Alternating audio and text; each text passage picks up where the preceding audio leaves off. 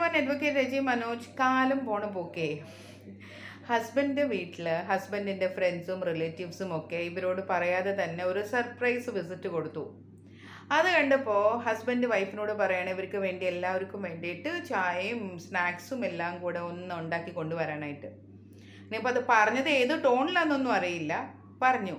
Wife പറഞ്ഞു എനിക്ക് സൗകര്യമില്ല എന്ന്, എനിക്കത് ഉണ്ടാക്കാനുള്ള സമയവും ഇല്ല, എനിക്ക് അതിന് സൗകര്യമില്ല എന്ന് വൈഫ് പറഞ്ഞു.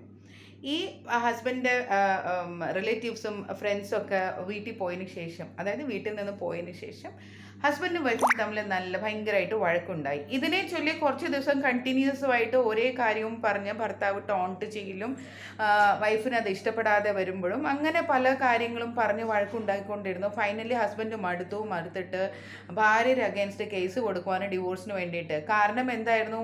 വീട്ടുകാർ, അതായത് ഫ്രണ്ട്സും റിലേറ്റീവ്സും ഒക്കെ എൻ്റെ വീട്ടിലേക്ക് വന്നപ്പോൾ ഭാര്യ ചായ ഉണ്ടാക്കി തന്നില്ല എന്നുള്ളൊരു കാരണമാണ്. അപ്പോൾ ഇതിൻ്റെ അഗേൻസ്റ്റ് കേസ് കൊടുത്തപ്പോൾ പഞ്ചാബ് ഹൈക്കോർട്ട് പറയുന്നത് എന്താണെന്നറിയോ? ഇതെല്ലാം തന്നെ ഒരു മാരീഡ് ലൈഫിൽ സർവ്വസാധാരണ കാര്യങ്ങളാണെന്ന്. That mean these are things that happens in a married life. മനസ്സിലായോ?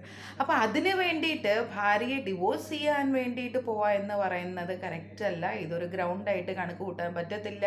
ഒരു മെൻ്റൽ ക്രുവാലിറ്റി ആയിട്ടും ഇതിനെ കാണാൻ പറ്റില്ല എന്നാണ് പഞ്ചാബ് ഹൈക്കോർട്ട് പറഞ്ഞിരിക്കുന്നത്. അപ്പോൾ ഭാര്യമാർ ഇനിയിപ്പോൾ ഇത് കേട്ടിട്ട് ഭർത്താക്കന്മാരുടെ വീട്ടിൽ നിന്നോ ഫ്രണ്ട്സോ ആരെങ്കിലുമൊക്കെ വരുവാണെങ്കിൽ ഇനി ഞാൻ ചായ ഉണ്ടാക്കി തരാൻ താല്പര്യമില്ലെന്നൊന്നും പറഞ്ഞ് അവർ പറഞ്ഞു വിടണ്ട. ഇനി അങ്ങനെ പറഞ്ഞു വിടുക എന്നുള്ളതല്ല, ഈ പറഞ്ഞ കാര്യം പറഞ്ഞിട്ട് ഒരു ഡിവോഴ്സിന് ഫയൽ ചെയ്യുക എന്ന് പറയുന്നത് ശരിയല്ല എന്നുള്ളതാണ് പഞ്ചാബ് ഹൈക്കോർട്ട് പറഞ്ഞത്.